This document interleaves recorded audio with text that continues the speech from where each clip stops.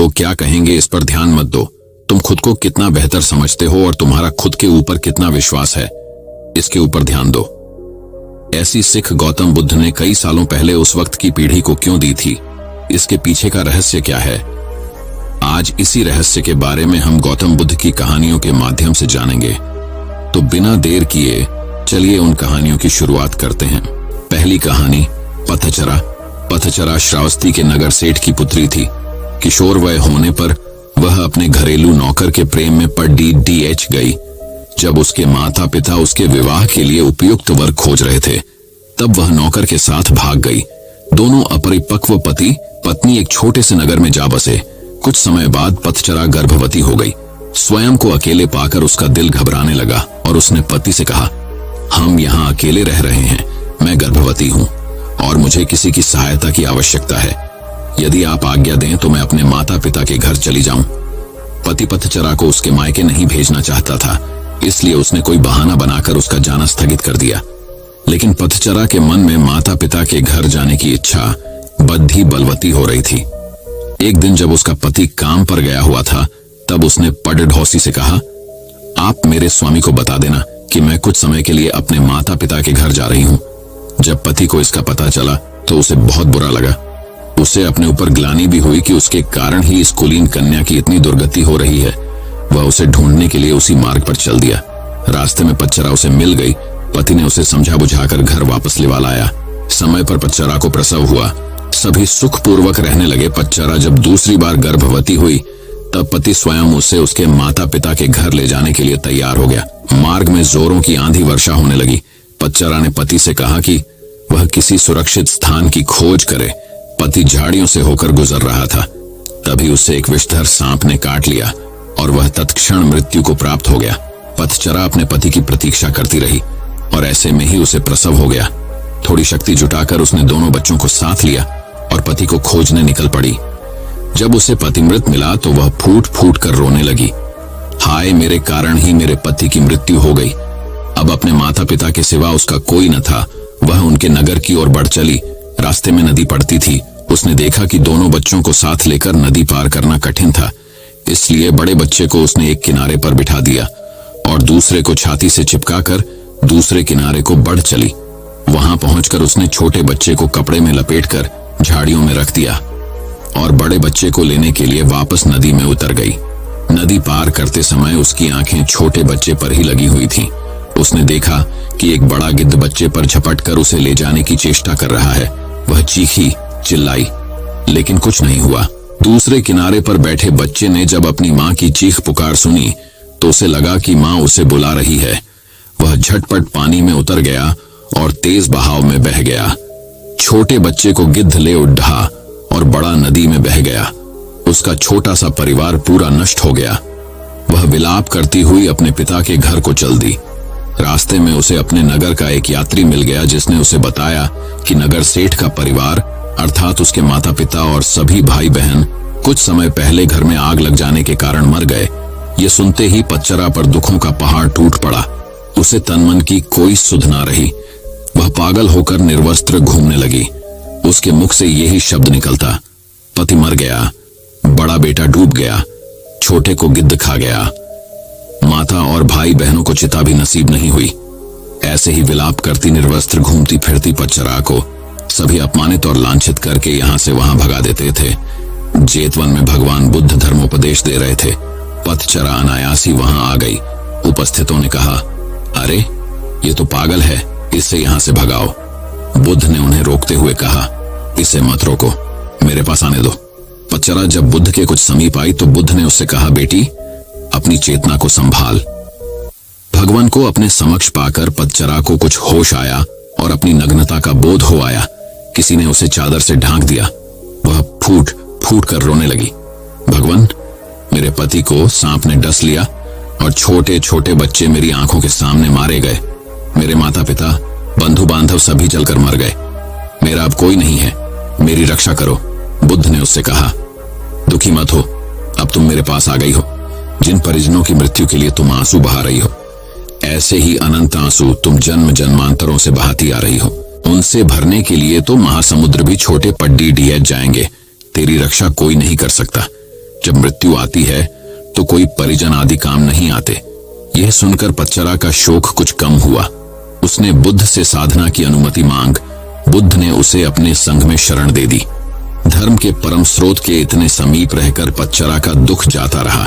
वह नित्य ध्यान व ज्ञान की साधना में निपुण हो गई। एक दिन स्नान करते समय उसने देखा कि देह पर पहले डाला गया पानी कुछ दूर जाकर सूख गया, फिर दूसरी बार डाला गया पानी थोड़ी और दूर जाकर सूख गया, और तीसरी बार डाला गया पानी उससे भी आगे जाकर सूख गया। इस अत्यंत साधारण घटना में पच्चरा को समाधि का सूत्र मिल गया। पहली बार उड़ेले गए पानी के समान कुछ जीव अल्पायु में ही मर जाते हैं, दूसरी बार उड़ेले गए पानी के समान कुछ जीव मध्यम व्यथा में चल बसते हैं, और तीसरी बार उड़ेले गए पानी के जैसे कुछ जीव अंतिम व्यस में मरते हैं। सभी मरते हैं, सभी अनित्य है। ऐसे में पथचरा को यह भान हुआ जैसे अनंत करुणावान प्रभु बुद्ध उससे कह रहे हैं, हाँ पच्चारे, समस्त प्राणी मरण धर्मा है। इस प्रकार पथचरा उन बौद्ध साधिकाओं में गिनी गई जिनको निह प्रयास ही एक जीवन काल में ही निर्वाण प्राप्त हो गया। तो दोस्तों, अब चलिए गौतम बुद्ध की दूसरी कहानी की शुरुआत करते हैं। दूसरी कहानी, बुद्ध के ज्ञान से सेठ ने पाया सुख। धन्ना सेठ के पास 7 पुश्तों के पालन पोषण जितना धन था। उसका व्यापार चारों तरफ फैला हुआ था, किंतु फिर भी उसका मन अशांत रहता था। कभी धन की सुरक्षा की चिंता, तो कभी व्यापारिक प्रतिस्पर्धा में आगे निकलने का तनाव। चिंता और तनाव के कारण वह अस्वस्थ रहने लगा। उसके मित्र ने उसकी गिरती दशा देखी तो उसे बुद्ध के पास जाने की सलाह दी। सेठ बुद्ध के पास पहुंचा और अपनी समस्या बताई। बुद्ध ने उसे सांत्वना देते हुए कहा, तुम घबराओ मत, तुम्हारा कष्ट अवश्य दूर होगा। बस तुम यहाँ कुछ दिन रहकर प्रभु का ध्यान किया करो। बुद्ध के कहे अनुसार सेठ ने रोज ध्यान करना शुरू कर दिया, किंतु सेठ का मन ध्यान में नहीं लगा। वह जैसे ही ध्यान करने बैठता, उसका मन फिर अपनी दुनिया में चला जाता। उसने बुद्ध को यह बात बताई, किंतु बुद्ध ने कोई उपाय नहीं बताया। थोड़ी देर बाद जब सेठ बुद्ध के साथ वन में सायंकालीन भ्रमण कर रहा था, तो उसके पैर में एक कांटा चुभ गया। वह दर्द के मारे कराहने लगा। बुद्ध ने कहा, बेहतर होगा कि तुम जी कड़ाकर कांटे को निकाल दो, तब इस दर्द से मुक्ति मिल जाएगी। सेठ ने मन कड़ाकर कांटा निकाल दिया, उसे चैन मिल गया। तब बुद्ध ने उसे समझाया, ऐसे ही लोभ, मोह, क्रोध, घमंड व द्वेष के कांटे तुम्हारे मन में गड़े हैं। जब तक अपने मन की संकल्प शक्ति से उन्हें नहीं निकालोगे, अशांत ही रहोगे। सेठ का अज्ञान बुद्ध के इन शब्दों से दूर हो गया और उसने निर्मल हृदय की राह पकड़ ली। अपनी कुप्रवृत्तियों से मुक्ति के लिए संकल्पबद्धता अनिवार्य है। जब तक व्यक्ति दृढ़ निश्चय न कर ले, वह अपनी गलत आदतों से मुक्त नहीं हो सकता। तो दोस्तों, अब चलिए गौतम बुद्ध की तीसरी कहानी की शुरुआत करते हैं। तीसरी कहानी, बुद्ध ने सेवा का संदेश दिया। बौद्ध संघ के एक भिक्षु को कोई गंभीर रोग हो गया। उसकी हालत इतनी खराब हो गई कि वह चल फिर भी नहीं सकता था और मल मूत्र में लिपटा पड़ा रहता था। उसकी यह हालत देख उसके साथी भिक्षु भी उसके पास नहीं आते और घृणा से मुंह फेर कर आसपास से निकल जाते थे। कुछ दिनों बाद बुद्ध को यह बात पता चली तो वे तत्काल अपने प्रिय शिष्य आनंद के साथ उस भिक्षु के पास पहुंचे। उसकी दयनीय दशा से उन्हें घोर कष्ट हुआ। उन्होंने भिक्षु से पूछा, तुम्हें कौन सा रोग हुआ है? भिक्षु बोला, भगवान, मुझे पेट की बीमारी है। बुद्ध ने स्नेह से उसके सिर पर हाथ फेरते हुए प्रश्न किया, क्या तुम्हारी परिचर्या करने वाला कोई नहीं है? भिक्षु की ना सुनते ही बुद्ध ने आनंद से कहा, पानी लेकर आओ, हम लोग पहले इसका शरीर स्वच्छ करेंगे। आनंद पानी लेकर आए। फिर बुद्ध ने भिक्षु के शरीर पर पानी डाला और आनंद ने उसके मल मूत्र को साफ किया। अच्छी तरह धो पोंछकर बुद्ध ने भिक्षु के सिर को पकड़ा और आनंद ने पैरों को इस प्रकार उसे उठाकर चारपाई पर लिटा दिया। फिर बुद्ध ने सारे भिक्षुओं को एकत्रित कर उन्हें समझाया, भिक्षुओं, तुम्हारे माता नहीं, पिता नहीं, भाई नहीं, बहन नहीं, जो तुम्हारी सेवा करेंगे। यदि तुम परस्पर एक दूसरे की सेवा और देखभाल नहीं करोगे तो फिर कौन करेगा? याद रखो, जो रोगी की सेवा करता है वह ईश्वर की सेवा करता है। दीनहीन के प्रति करुणा सेवा का भाव इस जगत को बुद्ध का सबसे बड़ा संदेश है, जो प्रत्येक देश काल परिस्थिति में प्रासंगिक है। तो दोस्तों, अब चलिए गौतम बुद्ध की चौथी कहानी की शुरुआत करते हैं। चौथी कहानी, खुद की पहचान करो। तथागत यह भी कहते थे कि सबसे पहले व्यक्ति को खुद की पहचान करनी चाहिए। दूसरों की बजाय व्यक्ति खुद के बारे में ज्यादा जानता है। उनका मत था कि बुराई से घृणा करो, बुरे व्यक्ति से नहीं। एक बार की बात है, किसी गांव के पास बहती नदी के किनारे बुद्ध बैठे थे। किनारे पर पत्थरों की भरमार थी, पर छोटी सी वह नदी अपनी तरल धारा के कारण आगे बढ़ती ही जा रही थी। बुद्ध ने विचार किया कि यह छोटी सी नदी अपनी तरलता के कारण कितनों की प्यास बुझाती है, लेकिन भारी भरकम पत्थर एक ही स्थान पर पड़े रहते हैं और दूसरों के मार्ग में बाधक बनते रहते हैं। इस घटना की सीख यह है कि दूसरों के रास्ते में रोड़े अटकाने वाले खुद कभी आगे नहीं बढ़ पाते, परंतु जो दूसरों को सद्भाव और स्नेह देता है वह स्वयं भी आगे बढ़ जाता है। बुद्ध ऐसे ही विचारों में मग्न थे कि तभी उन्होंने ग्रामीणों की एक भीड़ को अपनी ओर आते देखा। बड़ा शोर था और लोग किसी युवती के प्रति अपशब्द बोल रहे थे। तथागत ने देखा कि लोग एक युवती को घसीट कर ला रहे थे और उसको गाली भी दे रहे थे। भीड़ के नजदीक आने पर बुद्ध ने लोगों से युवती को पीटने और अपशब्द कहने का कारण पूछा।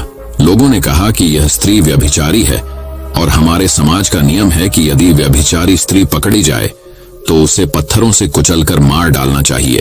तथागत ने युवती की ओर देखा और कहा, जो तुम चाहते हो वही करो, पर मेरी एक शर्त है कि पत्थर मारने का अधिकारी वही है जिसने कभी व्यभिचार न किया हो और न ही उसके मन में ऐसे विचार कभी आए हों। इतना कहकर तथागत शांत हो गए।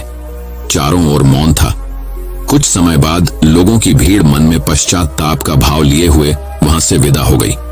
इस घटना से यही सत्य उभरता है कि हम खुद अपने प्रति न्याय कर सकते हैं, दूसरों के प्रति नहीं, क्योंकि हमारी जानकारी दूसरों के विषय में अधूरी होती है।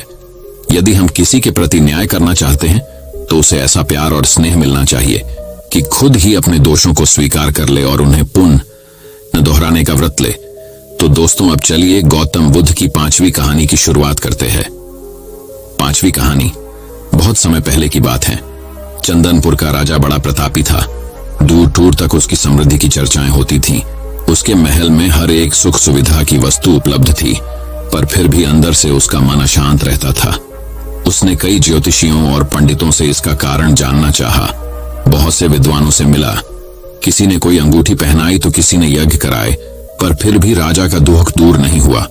उसे शांति नहीं मिली। एक दिन भेष बदलकर राजा अपने राज्य की सैर पर निकला। घूमते घूमते वह एक खेत के निकट से गुजरा। तभी उसकी नजर एक किसान पर पड़ी।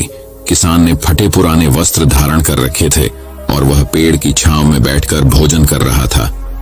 किसान के वस्त्र देख राजा के मन में आया कि वह किसान को कुछ स्वर्ण मुद्राएं दे दे ताकि उसके जीवन में कुछ खुशियां आ पाए। राजा किसान के सम्मुख जाकर बोला, हूँ, मुझे तुम्हारे खेत पर ये 4 स्वर्ण मुद्राएं गिरी मिली। चूंकि यह खेत तुम्हारा है इसलिए ये मुद्राएं तुम ही रख लो। किसान कहता है, आप ही रखें या किसी और को दान कर दें, मुझे इनकी कोई आवश्यकता नहीं। किसान की यह प्रतिक्रिया राजा को बड़ी अजीब लगी। वह बोला, धन की आवश्यकता किसे नहीं होती, भला आप लक्ष्मी को न कैसे कर सकते हैं। सेठ जी, मैं रोज 4 आने कमा लेता हूँ और उतने में ही प्रसन्न रहता हूँ। किसान बोला, क्या आप सिर्फ 4 आने की कमाई करते हैं और उतने में ही प्रसन्न रहते हैं? यह कैसे संभव है?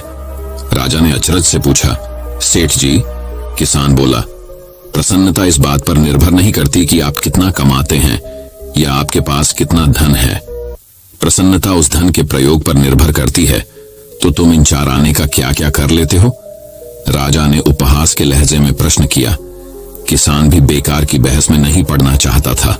उसने आगे बढ़ते हुए उत्तर दिया, इन 4 आनों में से एक मैं कुएं में डाल देता हूँ, दूसरे से कर्ज चुका देता हूँ, तीसरा उधार में दे देता हूँ और चौथा मिट्टी में गाड़ देता हूँ।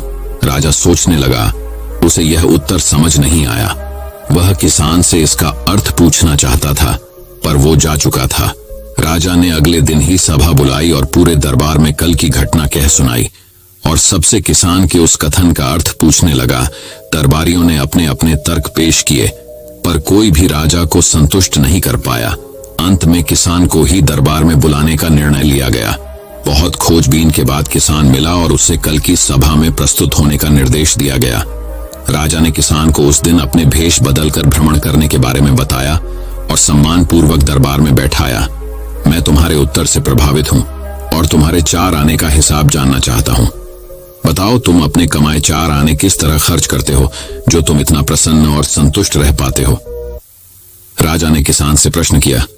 किसान बोला, हुजूर, जैसा कि मैंने बताया था, मैं एक आना कुएं में डाल देता हूँ, यानी अपने परिवार के भरण पोषण में लगा देता हूँ। दूसरे से मैं कर्ज चुकता हूँ, यानी इसे मैं अपने वृद्ध माँ बाप की सेवा में लगा देता हूँ। तीसरा, मैं उधार दे देता हूँ, यानी अपने बच्चों की शिक्षा दीक्षा में लगा देता हूँ। और चौथा, मैं मिट्टी में गाड़ देता हूँ, यानी मैं एक पैसे की बचत कर लेता हूँ ताकि समय आने पर मुझे किसी से मांगना ना पड़े और मैं इसे धार्मिक, सामाजिक या अन्य आवश्यक कार्यों में लगा सकूं। राजा को अब किसान की बात समझ आ चुकी थी। राजा की समस्या का समाधान हो चुका था। वह जान चुका था कि यदि उसे प्रसन्न एवं संतुष्ट रहना है तो उसे भी अपने अर्जित किए धन का सही सही उपयोग करना होगा। दोस्तों, इस कहानी से हमें यह सीख मिलती है कि हमें ज्यादा लालसा नहीं रखनी चाहिए। जो मिला उसमें खुश रहना चाहिए, बल्कि हमारे पास काम हो लेकिन सदैव हमें सबसे प्रेम से और संतुष्टता के साथ रहना चाहिए। तो दोस्तों, चलिए अब गौतम बुद्ध की छठी कहानी की शुरुआत करते हैं। छठी कहानी, मौन रहने का महत्व। कथा सिद्धार्थ के जीवन के उस दौर की है जब वे बुद्धत्व को प्राप्त नहीं हुए थे और निरंजना नदी के तटीय वनों में वृक्ष के नीचे ध्यान करते थे। सिद्धार्थ प्रतिदिन ध्यान करने के बाद पास के किसी गांव में चले जाते और भिक्षा मांगकर लौट आते। कुछ दिनों बाद उन्होंने भिक्षाटन पर जाना बंद कर दिया, क्योंकि एक गांव के प्रधान की छोटी बेटी सुजाता उनके लिए नित्य भोजन लाने लगी। सिद्धार्थ को वह बड़े स्नेह से भोजन कराती थी। कुछ दिनों बाद उसी गांव का एक चरवाहा भी सिद्धार्थ से प्रभावित होकर उनके पास आने लगा। उसका नाम स्वस्थी था। एक दिन स्वस्थी से सिद्धार्थ बातें कर रहे थे कि सुजाता भोजन लेकर आई। जैसे ही सिद्धार्थ ने भोजन करना शुरू किया, उन्होंने बातचीत बंद कर दी। जितनी देर तक वे भोजन करते रहे, बिल्कुल चुप रहे और वहां सन्नाटा छाया रहा। स्वस्थी को हैरानी हुई। उसने सिद्धार्थ के भोजन करने के उपरांत उनसे पूछा, गुरुदेव, आप मेरे आने के बाद निरंतर वार्तालाप करते रहे, किंतु भोजन के समय एक शब्द भी नहीं बोले। इसका क्या कारण है? सिद्धार्थ बोले, भोजन का निर्माण बड़ी कठिनाई से होता है। किसान पहले बीज बोता है, फिर पौधों की रखवाली करता है और तब कहीं जाकर अनाज पैदा होता है। फिर घर की महिलाएं उसे बड़े जतन से खाने योग्य बनाती हैं। इतनी कठिनाई से तैयार भोजन का पूरा आनंद तभी संभव है जब हम पूर्णतः मौन हों।